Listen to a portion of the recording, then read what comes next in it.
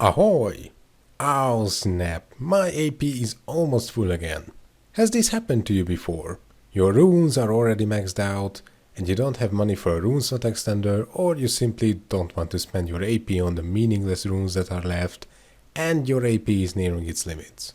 Well, considering how many times I've been asked this question, I reckon this video might be useful if you met a similar situation. So here we go. What to do with your AP if your runes are maxed. So your first option, of course, is to sell it.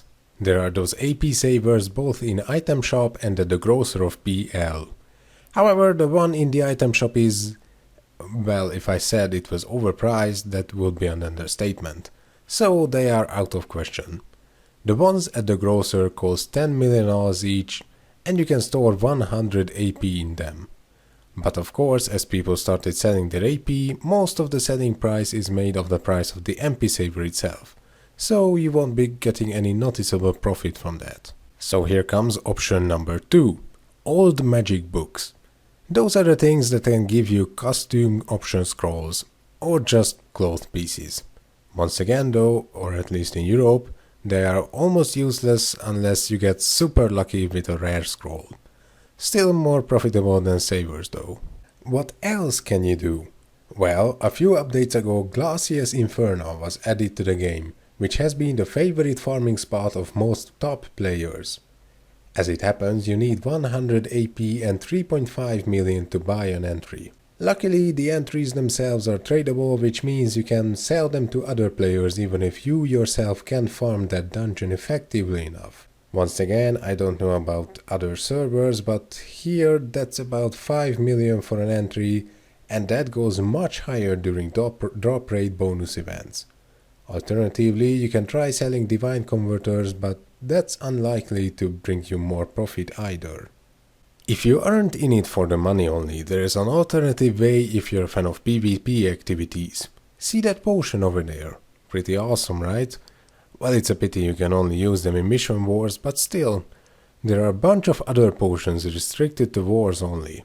Here are all of those and their effects. You do, however, need to be part of a guild that is at least level 6 to buy any of those. And when I say buy, I mean more like exchange, because the price you pay for them is AP. The good news is, you can even use 2 potions at a time. The bad news is, they can't be of the same category. So for example, you can't use the 2 potions that give you magic attack and amp. Also, you can't use the magic potions together with the magic amp potions that you can obtain from war chests when occupying a base.